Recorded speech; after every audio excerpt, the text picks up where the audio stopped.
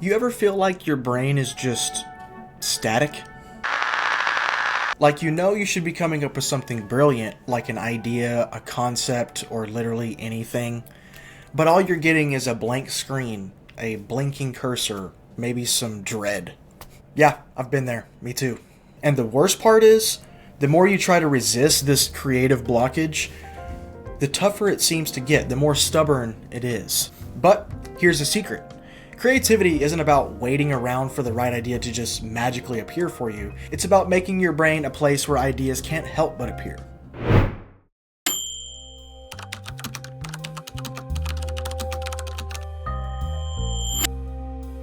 Your brain is like a really aggressive YouTube algorithm, if you will. If you keep feeding it the same kind of inputs, the same books, the same shows, the same activities, then you're probably going to get the same predictable results.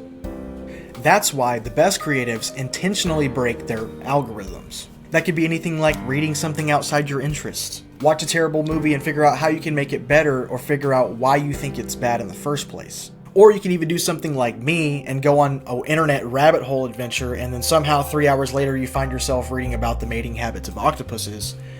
The point is, weird input creates weird output, and weird output is where creativity lives.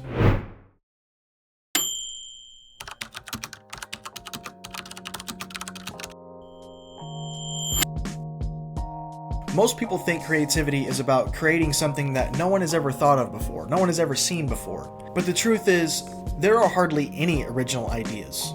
Everything, every movie, every song, arguably every invention is just a remix, a rearrangement of what already exists. It's like that quote from Fight Club. Everything is a copy of a copy of a copy.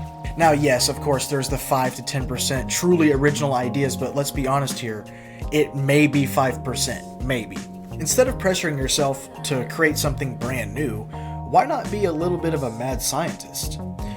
Take something that already exists and combine it with something else that already exists in a way that no one's ever seen before. Frankenstein is a great example of this. Take an old concept, break it down, do it in a way that's opposite from what everyone else expects. Now, suddenly you're not copying, you're innovating.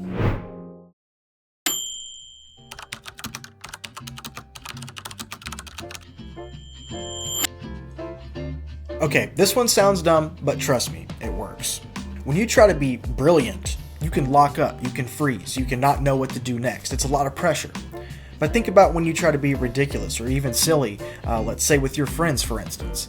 That filter or that blockage for the flow of ideas is gone. So, set a timer for 5 minutes and come up with the worst ideas you possibly can. I mean the most dumb, stupid, no one cares ideas, right?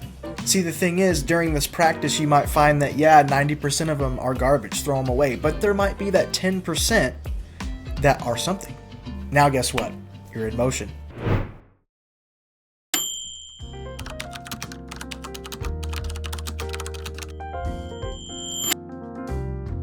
The biggest lie we tell ourselves about creativity is that it happens in perfect conditions. A cozy room with a nice cup of tea and the perfect ideal moody lighting. But that's not creativity. Nope. Creativity is messy, it's weird, and it happens sporadically. And most of all, it doesn't wait for you to feel ready. So if you're feeling stuck, don't wait around for the perfect idea to strike.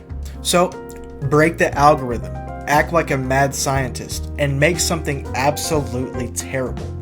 Because real creative geniuses don't wait until they're ready.